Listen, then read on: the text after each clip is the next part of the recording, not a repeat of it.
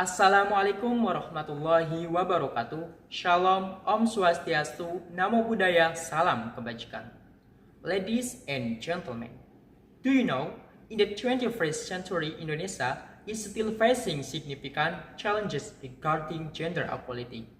According to data from Indonesia's Ministry of Women Empowerment and Child Protection, Kemen PPPA, in 2024, more than 30% of Indonesian women have experienced physical or psychological violence, either in domestic or public settings.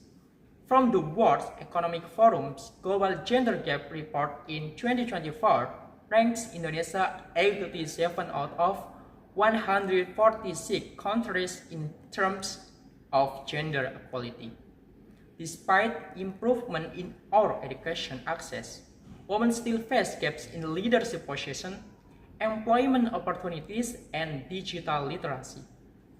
This fact reminds us that gender inequality is not a distant issue. It is here, it is real, and it affects millions of lives in our own country. Hello, good morning, honorable judges. My name is Muhammad Arisandi.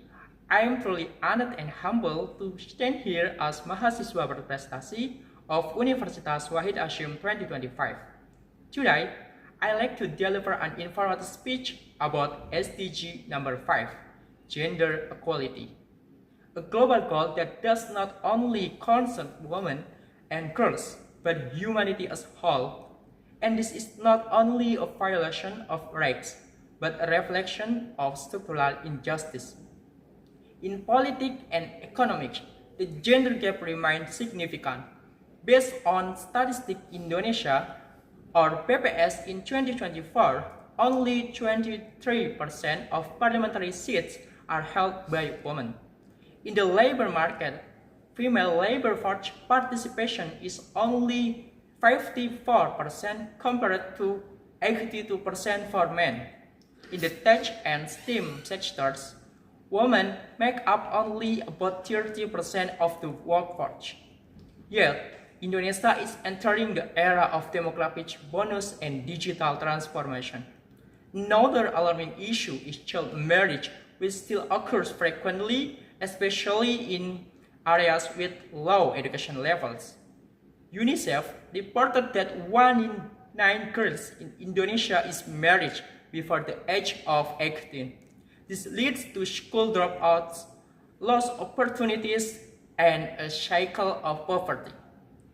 Additionally, sexual violence in universities and workplaces, as well as the double burden of women in the household, are persistent issues that are often silenced. Gender equality is not just a matter of morality of human rights. It is a matter of national advancement.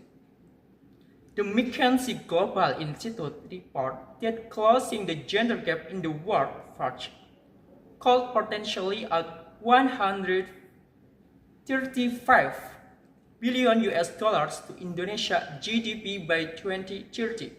In short, sustainable development cannot happen without the full involvement of women as decision makers, innovators, and agents of change.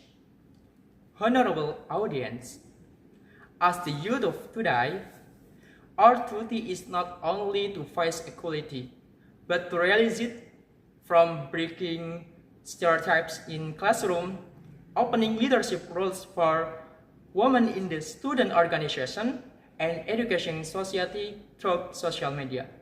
Never underestimate the power of small action done with consistency.